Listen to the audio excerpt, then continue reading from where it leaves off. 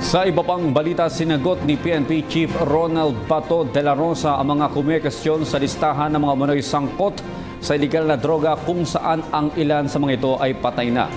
Giit ni de la Rosa, kahit mahigit isang buwan pa lamang sila sa kanilang pwesto, marami na ang nakapansin sa magandang pagbabago na nangyayari tulad na lamang ng voluntaryong pagsuko ng mga drug pushers at users.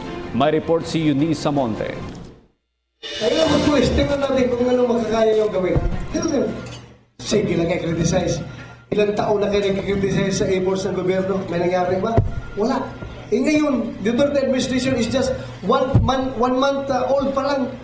Ngayon, harapan ninyo kagad ng pagkakamali. Ito ang naging pahayag ni General Ronald Bato de la Rosa kaugnay ng mga kumukwestiyon sa mga operasyon ng militar at pulis laban sa mga gumagamit ng iligal na droga. Aniya, mas marami pa rin ang natutuwa sa mga pagbabago na nangyayari kaugnay sa mga nababawasang bilang ng drug users at pushers sa bansa. Dagdag pa niya, malakas ang kanyang paniniwala na makakahabol sila sa target na 3 to 6 months anti-crime plan, lalo na't mula 1.8 million drug addicts ay nasa 600,000 na rin ang sumuko sa kanila. Binalaan rin niya mga barangay captains na hindi nagsasama ng mga kaibigan nilang drug pushers sa listahan at nilalagay ang katunggali nila sa eleksyon.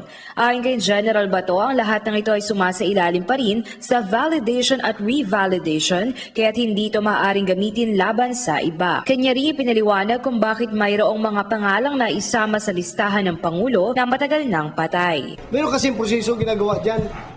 Pag ikaw inalagay sa watch list, hindi ka basta-basta matanggal agad. Sometimes yung hindi makonvene yung adjudication board ng watch list sa counterintelligence or whatever. Kaya hindi natatanggal yung pangalan kahit napatay na. Dagdag pa ni General Bato, napakarami pang susunod na mapapangalanan ng mga politiko at pulis, lalo pat sumasailalim na ngayon sa validation ang pangalawang listahan ng Pangulo na handa naman nilang ilabas sa susunod na mga araw. Para sa PTV News, Eunice Monte, Davao City. Hi, ako si Ria Fernandez. Mag-subscribe na sa PTV YouTube channel. I-click lang ang subscribe button.